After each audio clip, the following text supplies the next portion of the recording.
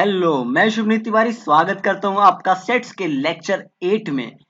Guys, इस lecture में हम सेट्स के क्वेश्चंस डिस्कस करने वाले हैं और नेक्स्ट आगे के 2 लेक्चर में भी हम क्वेश्चंस डिस्कस करेंगे। हम वेरियस टाइप के डिस्कस क्वेश्चन यहाँ पे करेंगे। इस लेक्चर में हम बहुत से बेसिक क्वेश्चन भी डिस्कस करेंगे और बहुत ही टिपिकल क्वेश्चंस भी डिस्कस करने वाले हैं। एंड नेक्स्ट लेक्चर्स में गाइस हम प्रूविंग वाले क्वेश्चंस भी डिस्कस करेंगे जिसमें बच्चों को सच में प्रॉब्लम होती है। मेन मोटिव मेरा ये है क्वेश्चन डिस्कस करने का कि आपको पता चले कि हमको क्वेश्चन को किस तरीके से लिखना है, क्योंकि सेट्स में हमें क्वेश्चन तो आ जाते हैं, लॉजिक तो समझ में आ जाता है और हमें ये नहीं पता रहता कि हमें क्वेश्चन को रिप्रेजेंट किस तरीके से कराना है, लिखना किस तरीके से है, जिससे कि हमको पूरे के पूरे मार्क्स मिले, एक भी नंबर मेरा कहीं भी ना कटे। तो चलिए स्टार्ट करते हो गाइस। इसके पहले जो मैंने 7 लेक्चर बनाए हैं उसमें मैंने पूरा सेट का टॉपिक कवर किया है। अगर उसमें आपको कोई भी डाउट है तो आप मुझे कमेंट कर सकते हैं, मैं जरूर रिप्लाई करूंगा। एंड अगर मेरे पास क्वेश्चन 5 से ज्यादा आते हैं तो मैं उस पर वीडियो बनाने का जरूर ट्राई करूंगा। तो देखते हैं आज के क्वेश्चंस क्या हैं। तो पहला क्वेश्चन गाइस मैंने लिया, मैं बहुत ही बेसिक से स्टार्ट कर रहा हूं, मैं लास्ट तक जाऊंगा गाइस। तो पहला क्वेश्चन है, write the following sets in roster form. Guys कुछ हमें सेट्स गिवन है, ये किस फॉर्मेट में गिवन है आपको देख के ही समझ में आ रहा होगा। ये हमें रोस्टर फॉर्म में गिवन है, ओके। हमें इसको सेट बिल्डर फॉर्म में गिवन है, हमें चेंज करना है रोस्टर फॉर्म में। तो पहला जो हमारा पार्ट है, कह रहा है ए एक सेट है जिसमें x is an integer and -3 less than x less than 7। हमको इसको रोस्टर फॉर्म में कन्वर्ट करना है। ये सारे क्वेश्चन है, तो पहले सबसे चलो फर्स्ट क्वेश्चन का सोल्यूशन देखते हैं। तो इसको इस तरीके से रिप्रेजेंट करेंगे। सबसे पहले हमें यही लिखना रहता है, a इज इक्वल टू जो भी हमारा सेट गिवन है हम उसको एज इट इज लिख लेते हैं। फिर गाइस जो भी इसके एलिमेंट्स आ रहे हैं अंदर, कौन कौन से एलिमेंट आएंगे -3 और 7 के बीच में। -3 और 7 नहीं लेना है क्योंकि हमें जो x की वैल्यू है वो -3 से लेके 7 के बीच की है, -3 और 7 इंक्लूड नहीं होगा उसमें, ओके। तो -2 आएगा, -1 आएगा, 0 आएगा, 1 2 3 4 5 and 7 6 only are the element of the set, hence the given set can be written in roster form as। अब हम इसको एक सेट की तरह लिख देंगे। ए हमारा सेट था, अब हमें इसको रोस्टर फॉर्म में लिखना था। तो रोस्टर फॉर्म में लिखने का तरीका क्या था कि हमें ब्रेसेस से लिख के अंदर एलिमेंट्स को डालना था और कॉमा से सेपरेट करना था। तो हमने वो काम कर दिया, यानी कि हमारा फर्स्ट क्वेश्चन यहाँ पे हो गया है। सेकंड क्वेश्चन है हमारा, बी एक सेट है, x is a natural number less than 6 तक के सारे नेचुरल नंबर हमें लिखने हैं। तो गाइस उसका सोल्यूशन कुछ इस तरह से होगा, आपको पता होगा, मैं ज्यादा एक्सप्लेन नहीं करूंगा क्योंकि 6 से लेस देन जो नंबर है 1 2 3 4 5 भी होंगे, क्योंकि जो हमारे नेचुरल नंबर होते हैं 1 से स्टार्ट होते हैं और यहाँ पे 6 से लेस देन की बात की गई, यानी कि 6 को नहीं लेना है। तो इसको हम इस तरीके से रिप्रेजेंट कर देंगे। तो चलिए चलते हैं नेक्स्ट क्वेश्चन, इसके नेक्स्ट पार्ट की तरफ, जो कि कह रहा है x is a two digit natural number, x is a two digit natural number such that the sum of digit is 8। और थर्ड फोर्थ क्वेश्चन है, x is a prime number which is divisor of 60। इन दोनों question को करते हैं। सबसे पहले करते हैं थर्ड वाला। तो थर्ड जो हमें दिया था उसने बोला था x is a two digit natural number such that the sum of its digit is 8। इसमें बच्चों को प्रॉब्लम होती है कि ये कैसे करें क्वेश्चन। इसमें यहाँ 8 दिया है, 16 भी हो सकता है, 18 भी हो सकता है, कुछ भी हो सकता है गाइस। तो सम जो होना चाहिए ना डिजिट का 18 होना चाहिए, यहाँ पे 8 है तो 8 होना चाहिए। तो हम क्या करेंगे कि 8 सम, मैक्सिमम 8 सम कब होगा दो डिजिट का, या तो एक नंबर हमारा 0 होगा, एक 8 होगा, और मिनिमम कब होगा, या एक नंबर हमारा वही नंबर 1 होगा और मैक्सिमम 7 होगा। तो इसको क्या करना है, सबसे पहले हमें इसको सीक्वेंस से लिख लेना है। 1 2 3 4 5 6 7 8 तक हमने लिख लिया। अब देखो, अब नेक्स्ट जो डिजिट हम किस तरीके, एक पहली डिजिट तो हम सीक्वेंस में लिख लेंगे, फिर जो नेक्स्ट डिजिट हमको लिखनी है गाइस वो हम इस तरीके से लिखेंगे। 7 1 में कितना ऐड करेंगे 7, तो 8 बन जाएगा। फिर उसको रिड्यूसिंग फॉर्म में आप लिख देंगे 7 6 5 4 3 2 1 एंड लास्ट इन 0। तो यही वो नंबर्स आएंगे, यही वो एलिमेंट्स आएंगे, only are the elements of this sets, hence the given set can be written in roster form. फिर से हम इसको उसी फॉर्मेट में रोस्टर फॉर्म में इसको लिख देंगे। इस क्वेश्चन को मेरा लाने का मोटिव अब इतना था कि मैं आपको ये कॉन्सेप्ट समझा सकूं कि जब हमें डिजिट का सम करना हो तो वो किस तरीके से अपन करेंगे। तो आई होप ये भी आपको समझ में आ गया होगा। बाकी आप इसको वीडियो को देख ही रहे हैं तो आपको जिस तरीके से लिखा है मैंने आपको वो भी समझ में आ रहा होगा। जो नेक्स्ट पार्ट था हमारा उसका सोल्यूशन देखते हैं। नेक्स्ट डी जो था वो क्या था, x is a prime number which is divisor of 60। तो एस प्राइम नंबर लेने हैं जो कि डिविजर ऑफ 60 की, तो सबसे पहले हम क्या करेंगे 60 के फैक्टर निकालेंगे। तो 2 इंटू 2 इंटू 3 इंटू 5। तो अगर हम इस तरीके से इसके फैक्टर निकालेंगे तो ये फैक्टर आएंगे, लेकिन इसमें से कौन कौन से इसके प्राइम नंबर होंगे, एक तो 2 होगा, एक तो 3 होगा, एक तो 5 होगा। तो ये जो 60 की जो तो फैक्टर होगा गाइस 2 इंटू 3 इंटू 5।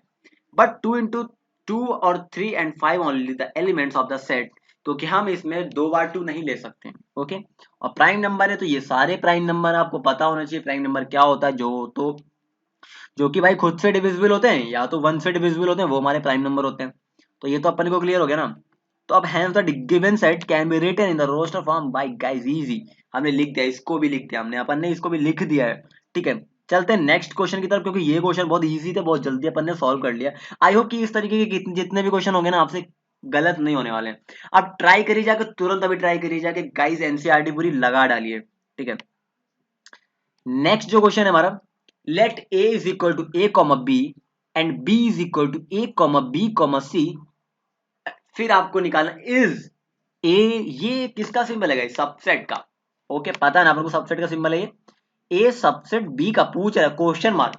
क्वेश्चन दे दिया भाई ने कि a सबसेट है क्या b का, अगर है तो हमको पता करना what is a union b, a union b भी पता करना। दो क्वेश्चन एक साथ दे दिए कि सबसेट भी बताना है यूनियन भी बताना है। चलिए करते हैं। सबसे पहले गाइस हमें लिखना पड़ता है इट इज गिवन डेट, क्या गिवन है, a is equal to this. भाई मैं एक एक स्टेप बता रहा हूं आपको किस तरीके से करना, आपको उसी तरीके से लिख के आना है। कसम से बोल रहा हूं एक नंबर नहीं कटेगा आपका। a is equal to this, b is equal to a comma B comma C. Okay, yes. अब देखो क्या ये सबसेट है, यस, क्योंकि a के सारे एलिमेंट b में हमारा सबसेट क्या होता था, सबसेट पार्ट होता था सेट का। ओके, तो a सबसेट है b का, सिंपल सी बात है। हम चेक कर लेंगे क्या a के जो एलिमेंट है वो b में है। हाँ, a और b जो a में है वो हमें b में मिल रहे हैं, तो a सबसेट है b का, मतलब a पार्ट है b का। तो इसको हम लिख देंगे यस। एक सेकंड गाइस, मैं थोड़ा सा ये इरेज कर देता हूँ। ओके, अब आपको क्लियरली दिख रहा होगा। यस, a सबसेट है b का, so the union of the pair of set can be written as. अब इसका यूनियन निकाल देंगे। यूनियन क्या आएगा, a और b का यूनियन निकालेंगे तो यूनियन में तो सारे एलिमेंट लेते हैं। कौन कौन से एलिमेंट, a है, b है, c है, बस। तो ये हमें a b c आ गया। अब a और b c ये किसी के इक्वल दिख रहा है यार, b के इक्वल दिख रहा है अपने को, क्योंकि ये b के इक्वल है। ठीक है गाइस, आई होप कि आपको ये क्वेश्चन भी समझ में आ गया होगा। ये भी बहुत इजी क्वेश्चन था, बहुत, बट लेकिन अच्छा क्वेश्चन था। ऐसे क्वेश्चन आते हैं एग्जाम्स में। नेक्स्ट क्वेश्चन देखते हैं गाइस। जो नेक्स्ट क्वेश्चन है हमारा गाइस वो है x is equal to a comma B comma C comma D and y is equal to f comma B comma D comma G. Find करना है हमको x difference y, y difference x and x intersection y। अब देखिए guys, इसके पहले हमने subset का question discuss करा, यूनियन का क्वेश्चन डिस्कस करा, उसके पहले हमने रोस्टर फॉर्म और सेट बिल्डर फॉर्म का क्वेश्चन डिस्कस करा। साइड गाइस मैं टॉपिक वाइज क्वेश्चन डिस्कस कर रहा हूँ, जितने भी टॉपिक्स हैं सेट्स के अंदर ना, वो सारे मैं सोच रहा हूँ कि सारे टॉपिक्स कवर होने चाहिए। गाइस इसके नेक्स्ट नेक्स्ट लेक्चर में ना मैं प्रूविंग वाले क्वेश्चन लाने वाला हूँ जो थोड़ा सा टफ होते हैं, उसको मैं समझाऊंगा आपको। ठीक है, तो अभी ये देखते हैं कैसे करना है इनको। इसका सोल्यूशन देखते हैं। पहले पार्ट का क्या, x माइनस वाई। बेसिकली हमें x से सारे y के एलिमेंट माइनस कर देने। x में देखो a b c d है, क्या इसमें कोई y का एलिमेंट है, हाँ यार b और d हमें दिख रहा है। b और d माइनस कर देंगे तो a c आ जाएगा, केवल a c बचेगा x में। ऐसे हम y माइनस x करेंगे तो देखेंगे क्या y में कोई x का एलिमेंट है, हाँ b और d इसमें है, तो f और g बच जाएगा। तो f और g आंसर आ गया। फिर हम x इंटरसेक्शन y निकालेंगे, क्या x और x सेट में और y सेट में कुछ कॉमन है, हाँ यार बी और डी कॉमन है, बी इसमें भी है, डी इसमें भी, बी इसमें भी, डी इसमें भी, और कुछ नहीं है।